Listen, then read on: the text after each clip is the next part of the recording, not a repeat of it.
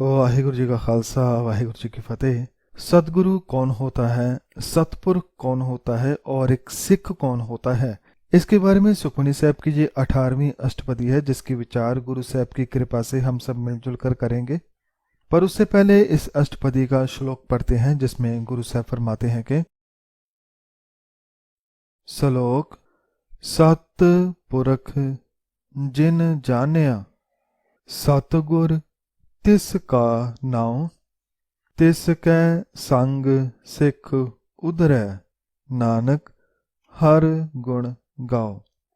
सतगुरु कौन होता है? जिसने सतपुरुष को जान लिया, जो सत्य से एक हो गया है, जिसने सत्य स्वरूप परमात्मा को पहचान लिया है, उसका नाम सतगुरु है। और तिस कै संग, हे नानक, उस सतगुरु का संग करने से, संगत में रहने से सिख भी पार हो जाते हैं, भाव सतगुरु के सिख भी विकारों से बच जाते हैं।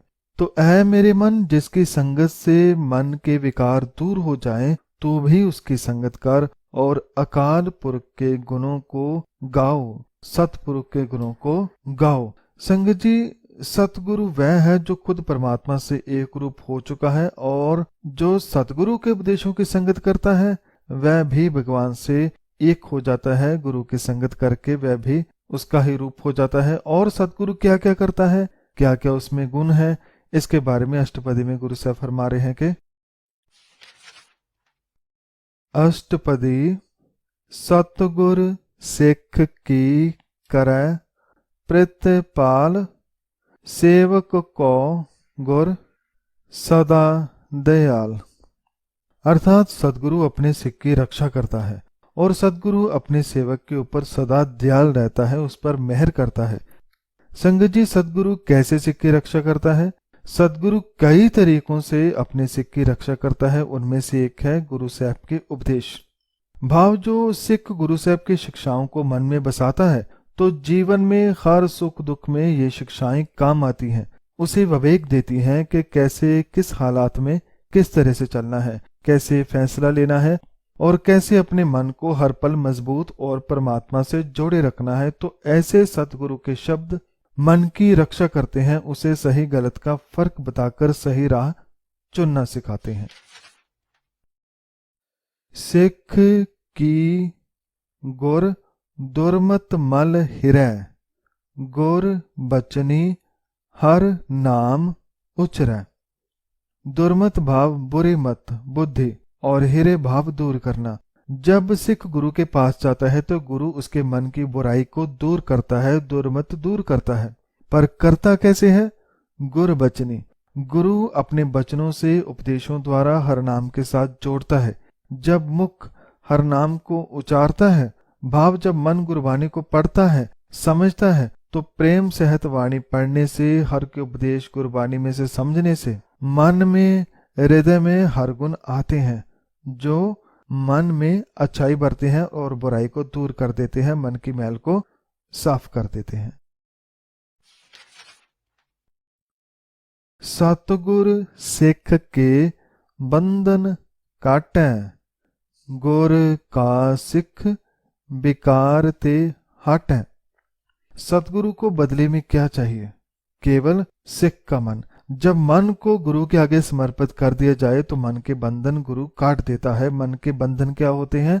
विकार, जो हमें बांध कर रखते हैं। पर जब सतगुरु मन में आ बसता है तो ये सारे बंधन, विकारों के जाल टूट जाते हैं, और ऐसे गुरु का सिख विकारते हटे, ऐसे गुरु का सिख विकारों से हट जाता है, दूर हो जाता है, क्योंकि अब मन में गुरु के वचन आ बसे हैं, जो मन का कवच भी है और मन का रक्षक भी, जो उसे माया जाल में फंसने नहीं देते।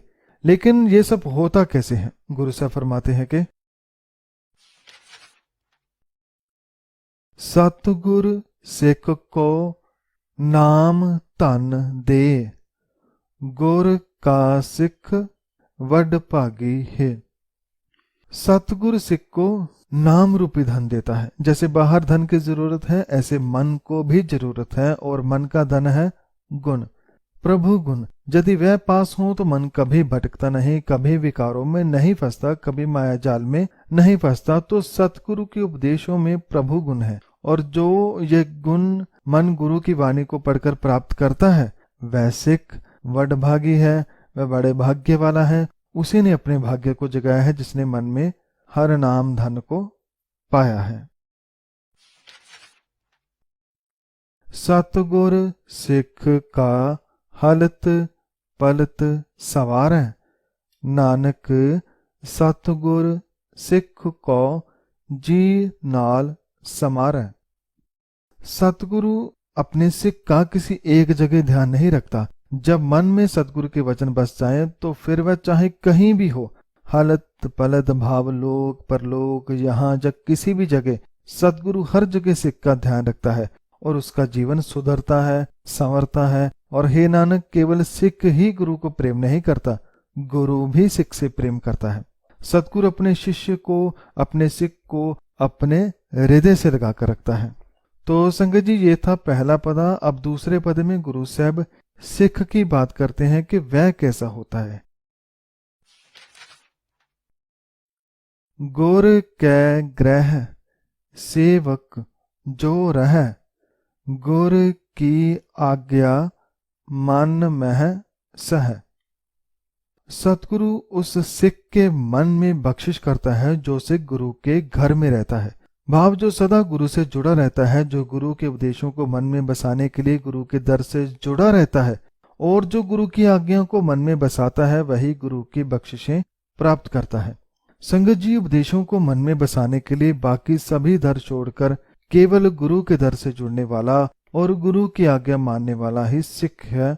और सिख वह है जिस तरफ गुरु जाने को कहे चला जाए और जिस तरफ जाने से रोके रुक जाए, सिख है। और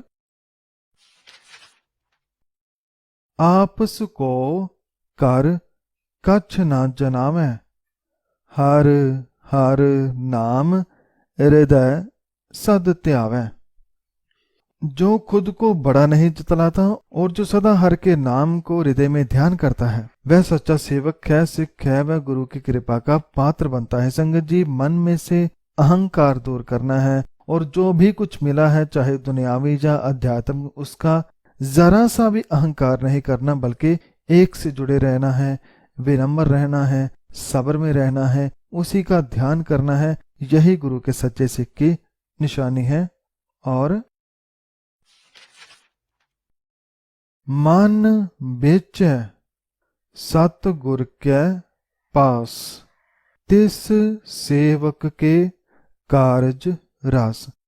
और जो मन को सतगुरु के आगे बेच दे, भाव जो मन को पूरी तरह से गुरु के हवाले कर दे, तो गुरु उसके मन को संवार देता है, उसे सुंदर बना देता है।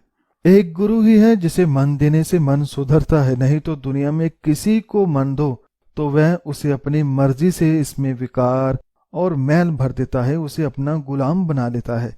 पर गुरु ही एकमात्र ऐसा है जिससे जो भी प्राणी मन लगाता है तो गुरु उसे बदल देता है, उसे खूबसूरत बना देता है, समझदार और बलवान बना देता है और उस सेवक के तमाम कार्य संवर जाते हैं।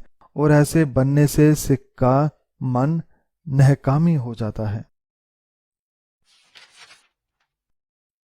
सेवा करत होए नहकामी, तिस को होत परापत स्वामी। अर्थात जो गुरु की सेवा करता है, भाव जो गुरु के उपदेशों पर चलता है, जो गुरु की वाणी को समझ कर जीता है, वह नहकामी हो जाता है। भाव कामना रहित, जिसे फल की इच्छा नहीं। इच्छा क्यों नहीं? क्योंकि जब मन रब से जुड़ जाए तो फिर उसे और क्या चाहिए। यदि और कुछ चाहिए फिर वह अभी भी माया से जुड़ा है। गुरु से फरमाते हैं कि जो सेवक निष्काम भावना से गुरु की सेवा करता है वह प्रभु को पा लेता है। अपनी कृपा जिस आप करे, नानक सो सेवक गुर की मत ले। पर सिख के मन को विनम्रता में रखते हुए गुरु साहब फरमाते हैं कि कोई सिख ये ना सोचे कि उसने मेहनत की, उसने कुछ किया तो वह गुरु से मिला नहीं। ये परमात्मा की कृपा है, उसने मेहर की तभी मन गुरु से जुड़ा। ऐसी सोच मन में रखनी है। हे नानक, जिस पर वह अपनी मेहर करता है वह सेवक गुरु की शिक्षा प्राप्त करता है। तो अगले तीसरे पद में सतगुरु की महिमा है। पर उससे पहले गुरु साहब फरमाते हैं कि 20 बिसवे गुर का मन मानै, सो सेवक परमेश्वर की गत जान। जैसे किसी की बात को यदि सच कहना हो तो हम कहते हैं कि इसकी बात 16 आने सच है, भाव इसमें पूरी सच्चाई है। ऐसे ही गुरु साहब के वक्त पर कहा जाता था 20 बिस्वे, भाव इसकी बात 20 बिस्वे है। 20 बिस्वे का 1 बीघा बनता था। तो गुरु साहब फरमाते हैं कि जिसका मन पूरी तरह से गुरु के उपदेशों को 20 बिस्वे करके भाव पूरा सत्य करके मानता है, वह मन ही, वह सेवक सिख ही परमेश्वर को पाने की विधि को समझ पाता है। तो इसके बाद सतगुरु के बारे में फरमान है कि सो सतगुर जिस हृदय हर नाव, अनक बार गुर को बल जाओ। सतगुरु कौन है? सतगुरु वह है जिसके हृदय में हर का नाम है, परमात्मा का नाम, उसके गुण, प्रेम भाव, जिसके मन में प्रभु के खजाने हैं, वह सतगुरु है। और ऐसे सतगुरु को मैं बार बार बलिहार जाता हूँ, उस पर कुर्बान जाता हूँ, सदके जाता हूँ सतगुरु के पास। और क्या क्या है और वह कैसा है, उसके बारे में गुरु साहब फरमाते हैं कि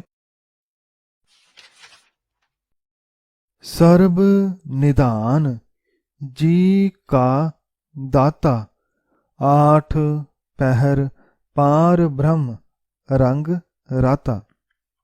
सतगुरु वह है जिसके पास आत्मा के लिए खजाने हैं, दौलत है। भाव सतगुरु सभी खजानों का मालिक है। उसके पास नाम का खजाना है, गुणों का खजाना है, और वह जी का दाता है। संगत जी, आजकल देखते हैं कि इंसान तो बहुत है मगर इंसानियत मर चुकी है। तो गुरु जी का दाता, आत्मा को जीवन देता है, मर चुकी आत्मा को भी जीवन दान देने वाला है। तो जो मन, जिसका मन विकारों में मर चुका है, यदि वे गुरु के पास आता है तो गुरु उसे जीवन देता है। और एक उसके सिवा, भाव गुरु ग्रंथ साहब जी के सिवा यहाँ दूसरा कोई नहीं जो ये अमृत रूपी ज्ञान दे सके, क्योंकि गुरु साहब खुद 8 पहर पार ब्रह्म के रंग में मगन रहते हैं। वह पूरे के पूरे परमात्मा के ज्ञान से, उनके प्रेम से और हर तरह की शक्ति से भरे हैं। और जो मन गुरु से जुड़ता है वह और क्या क्या देखता है? ब्रह्म में जन, जन में पार ब्रह्म, एक कह आप नहीं कछ परम। जो मन पहले मरा हुआ था, अवगुणों में मर चुका था, जब वह गुरु की वाणी से जी उठता है तो उसे पहली बार पता चलता है कि उसमें और परमात्मा में कोई भेद नहीं। भाव उससे ही मन पैदा हुआ और वह प्रभु हम सभी में है, इसे वह जान पाता है। गुरु साहब फरमाते हैं कि ब्रह्म में जन है, भाव परमात्मा में जन है, और सेवक में परमात्मा है। दोनों एक ही हैं, इसमें कोई भ्रम नहीं, कोई संदेह नहीं। पर यह बात तभी पता चलती है जब मन सतगुरु से मिलकर जागता है, जीता है, चलता है। और ऐसा गुरु पाकर कोई भी सिख अहंकार न करे, गुमान न करे, क्योंकि सहस सियाणप लिया ना जाइए, नानक ऐसा गुर बड़ भागी पाइए। क्योंकि गुरु की प्राप्ति ना चालाकी से होती है, ना ही किसी होशियारी सियाणप से। लोग आजकल खुद को बहुत चतुर समझते हैं, मन में गुरु की कोई बात नहीं, पर मुख से कहते हैं कि मैं गुरु से जुड़ा हूं। पर ऐसी चतुराइयों से गुरु प्राप्त नहीं होता। गुरु को पाना है तो गुरु के उपदेशों पर चलना होगा, उसकी आज्ञा में जीना होगा और मन के भाग्यों को जगाना होगा। हे नानक, ऐसा गुरु बड़े भाग्य से ही मिलता है। तो ये था तीसरा पदा। अब चौथे पद में गुरु के उपदेशों, गुरु के दर्शनों की बात है। सफल दर्शन पेखत पुनीत, परसत चरण गत निर्मल रीत। पहले जब किसी बच्चे को गुरु के पास भेजा जाता था, भाव जब उसे गुरबाणी का पाठ सिखाने के लिए भेजते थे तो कहा जाता था कि उसे गुरु के चरणों से जोड़ दिया है। जब हम गुरु से जुड़ते हैं, गुरु के उपदेशों को मन में बसाते हैं और उन्हीं की राह पर चलते हैं, तो इसे गुरु के चरणों से जुड़ना कहा जाता है। और गुरु की वाणी को शुरू से लेकर अंत तक पढ़ना विचार विचार कर, समझ समझ कर गुरु का दर्शन है। गुरु से फरमाते हैं कि गुरु का दर्शन फल प्रदान करने वाला है तथा दर्शन मात्र से ही मनुष्य पवित्र हो जाता है। उनके चरण स्पर्श करने से ही मनुष्य की अवस्था एवं जीवन आचरण निर्मल हो जाते हैं। तो गुरु के चरणों से जुड़ने से और क्या क्या प्राप्त होता है? पेटत संग राम गुण रवे, पार ब्रह्म की दरगह गवे। गुरु की संगत में रहने से, गुरु के चरणों में जुड़ने से राम गुण रवे, रवे भाव गाए जाते हैं। जो मन गुरु की संगत में रहता है वह परमात्मा के गुण गाता है, उन्हें गा गा कर मन में बसा लेता है और ऐसा करके वह मन में से सारी मैल दूर कर लेता है और परमात्मा को हृदय में बसा लेता है। और इस तरह गुणगान करने से वह परमात्मा के दरबार में पहुंच जाता है, वह अपने हृदय घर में, अपने मन मंदिर में पहुंच जाता है, सही ठिकाने पर पहुंच जाता है। इसके अलावा और क्या कुछ गुरु के चरणों से जुड़ने से मिलता है? सुन कर बचन कर्ण आकाने, मन संतोक आत्म पति आने। आघाने भाव तृप्त।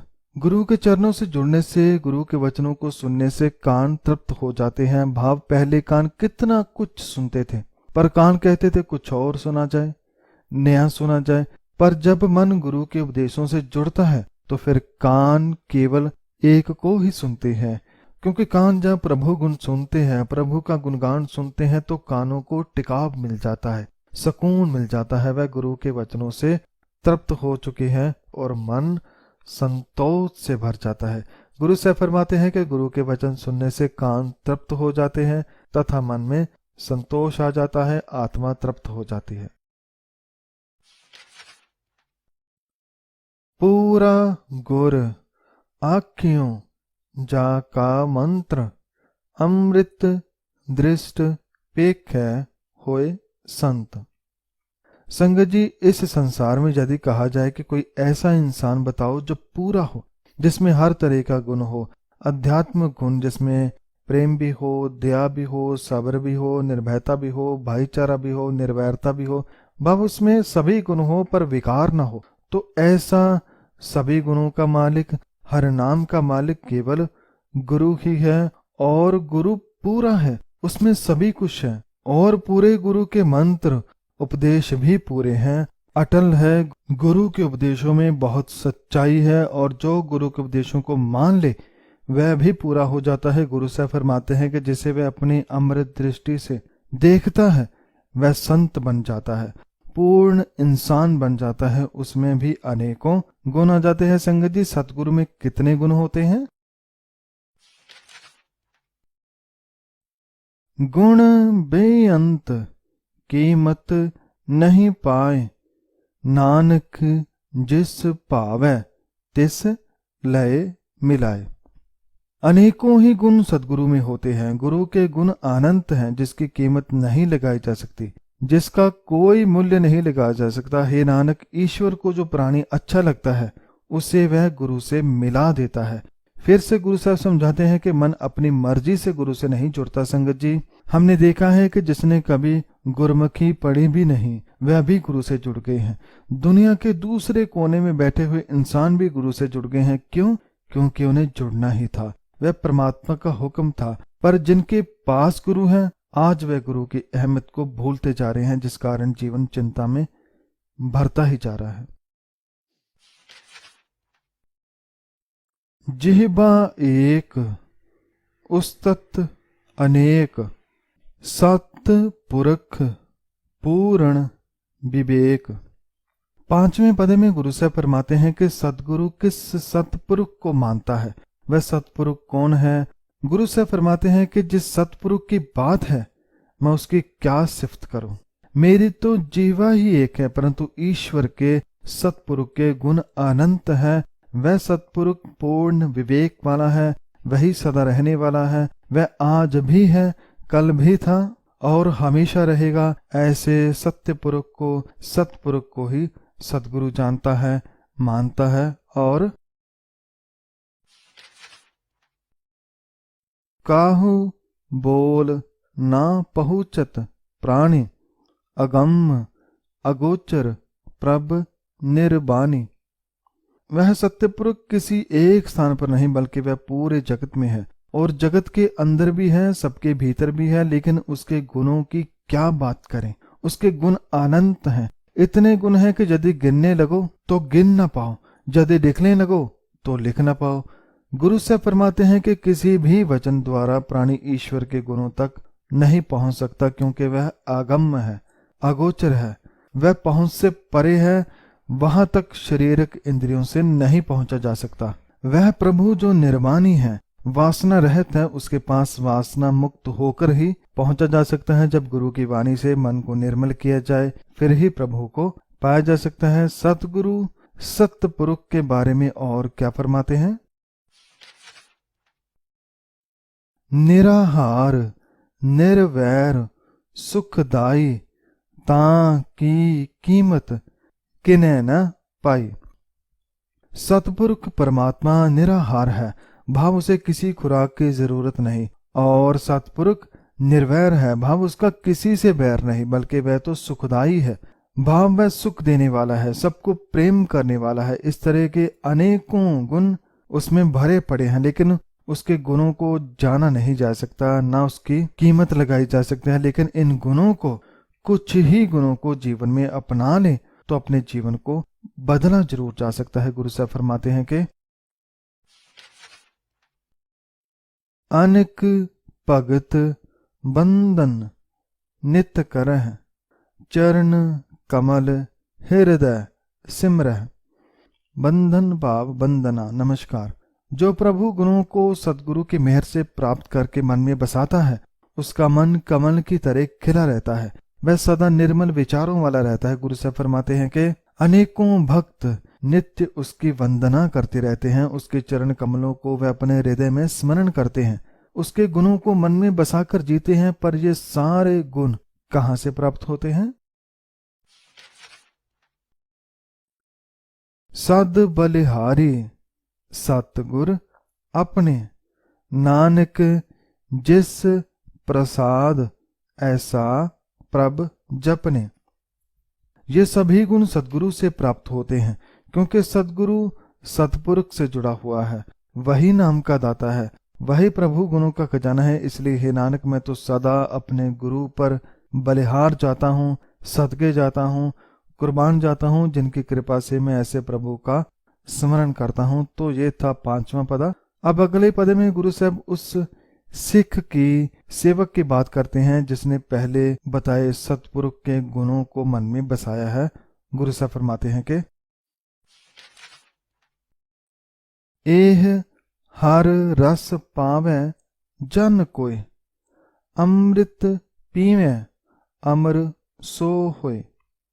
जो नाम गुण सदगुरु से प्राप्त होते हैं, उन्हें कोई विरला जन ही प्राप्त करता है।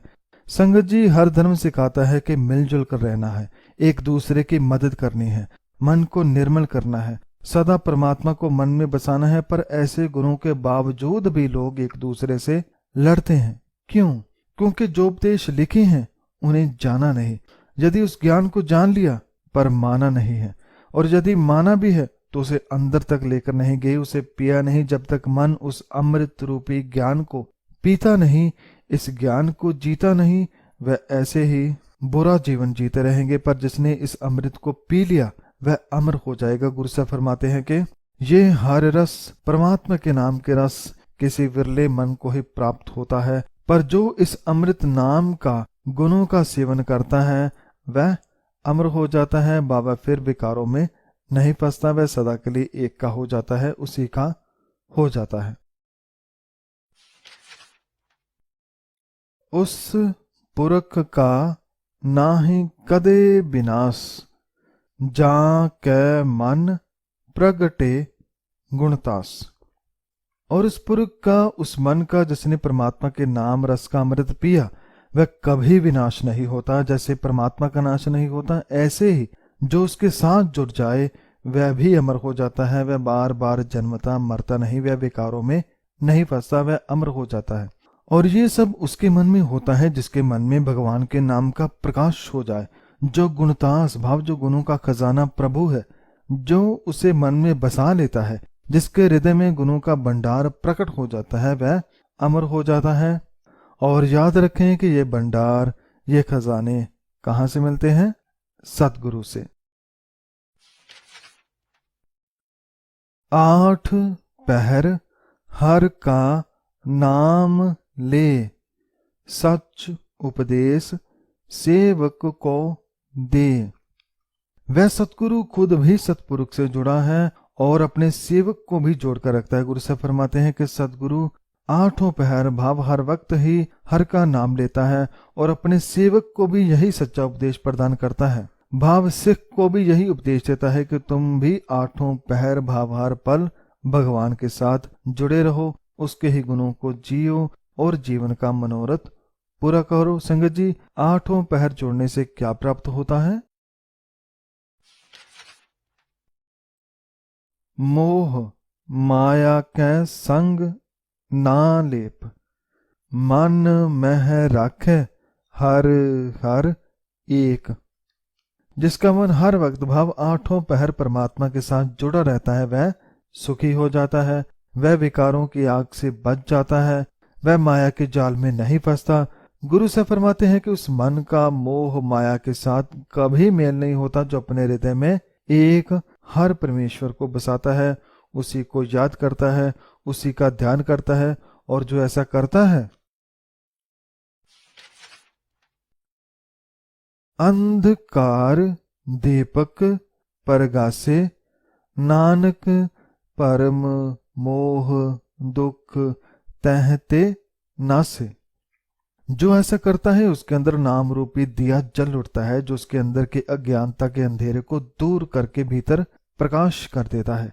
वह देख पाता है कि मैं कहाँ गलत था और अब मुझे क्या करना है। वह अपने आप को साफ साफ देख पाता है, फिर उसे विकार गिरा नहीं पाते, क्योंकि उसे दिखाई देता है कि किससे अब दूर रहना है और किसे मन में बसाना है। हे नानक, इस प्रकाश से दुविधा मोह एवं दुख सारे विकार उससे दूर भाग जाते हैं। पर ये डर मोह विकार ये सब दूर कैसे हुए? विस्तार से उसके बारे में गुरु साहब अगले 7वें पद में फरमाते हैं कि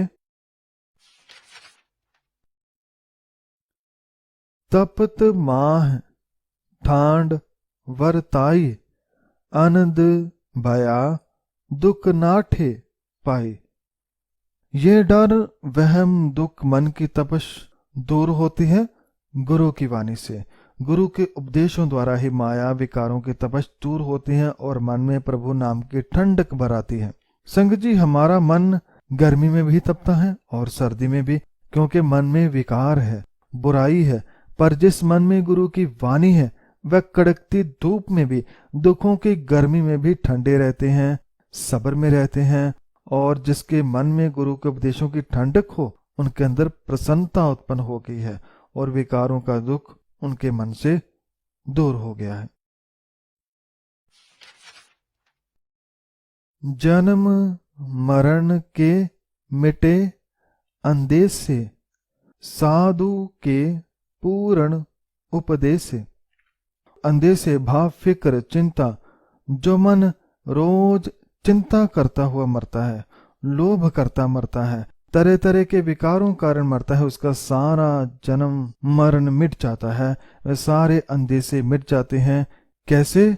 साधु के पूर्ण उपदेशे, पूरे गुरु के पूरे उपदेश द्वारा। जो मन गुरु के उपदेशों को जीता है तो उन उपदेशों के सदका ये सारे फिक्र चिंता भ्रम दूर हो जाते हैं। और क्या कुछ होता है सतगुरु के उपदेश से?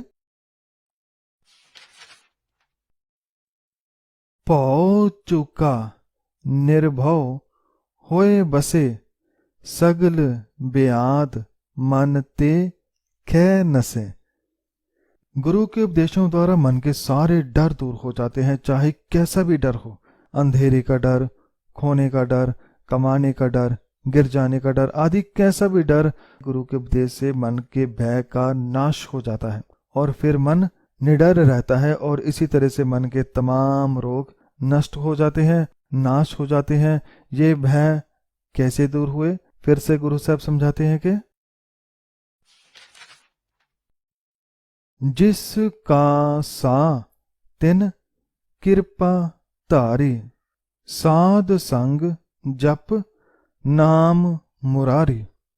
मन जब गुरु का हो जाता है तो गुरु भी उसके सारे भय दूर कर देता है। गुरु साहब फरमाते हैं कि जिस गुरु का मन था उसने कृपा की है, और साध संगत भाव जब गुरु ने अपनी संगत से मन को जोड़ा तो मन मुरारी का, अकाल पुरख का नाम जप जप कर भय को दूर कर लेता है।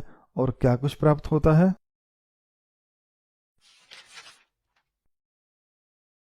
थित पाई चुके भ्रम गवन, सुन नानक हर हर जस श्रवण।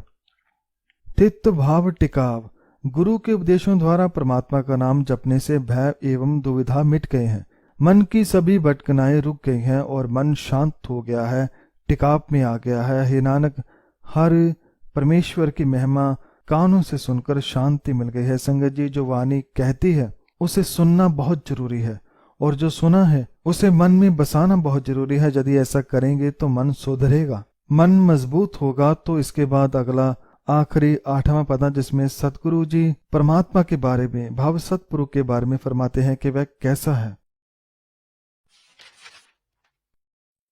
निर्गुण आप सरगुण भी ओहि, कला तार जिन सगली मोहि। सतपुरुष वह स्वयं निर्गुण स्वामी भी है और वही सरगुण भी है, वह ही जगत है और वही जगत में भी है। उसी के शक्ति ने पूरे संसार को जोड़ कर रखा है, वही है सतपुरुष, जिसने अपनी कला शक्ति प्रकट करके समूचे विश्व को मुक्त किया हुआ है। उसी के कारण हर कोई जी रहा है। और इसके अलावा कैसा होता है सतपुरुष, क्या क्या गुण है? अपने चरित प्रभ आप बनाए, अपनी कीमत आपे पाए। इस जगत को बनाना, इसका विनाश करना, इसे बढ़ाना चलाना, ये सारा खेल वह खुद ही करता है। वह ही रचनहार है। अपने कौतक प्रभु सतपुरुष ने खुद ही रचे हैं और वह खुद ही इसकी कीमत भी जानता है। भाव कोई ये नहीं बता सकता कि उसने ये सब कैसे किया, ये भी नहीं बता सकता कि उसने किस ताकत से ये सब बनाया, वह कैसे इतने बड़े जगत को चलाता है। उसकी ताकत का, बल का, विधि का अंदाजा कोई भी मन नहीं लगा सकता। ऐसा है सतपुरुष।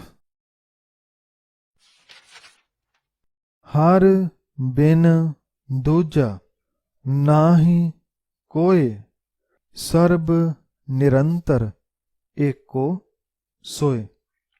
और सतपुरुष की एक और खूबी है कि उस जैसा दूसरा और कोई है ही नहीं।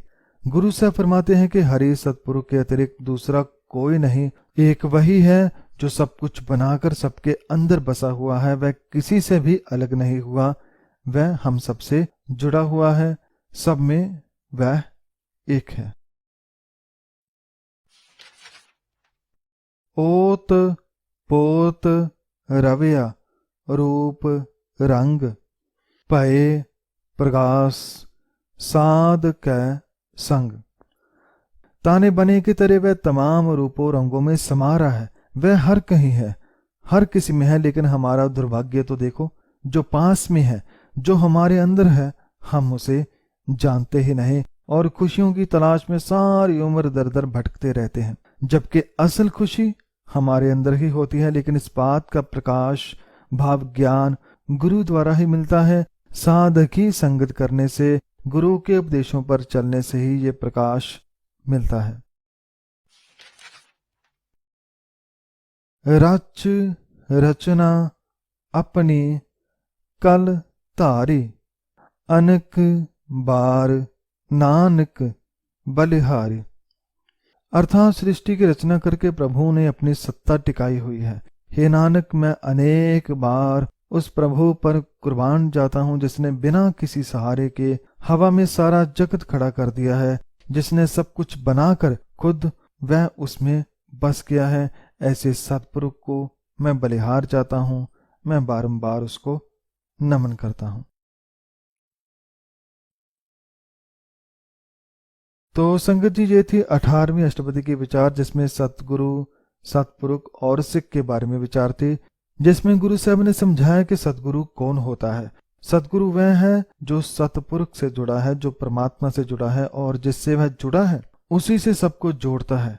और सिख वह है जो सतगुरु से जुड़ता है, सतगुरु से जुड़कर अपने मन को साफ करता है, मन में प्रभु गुण भरता है।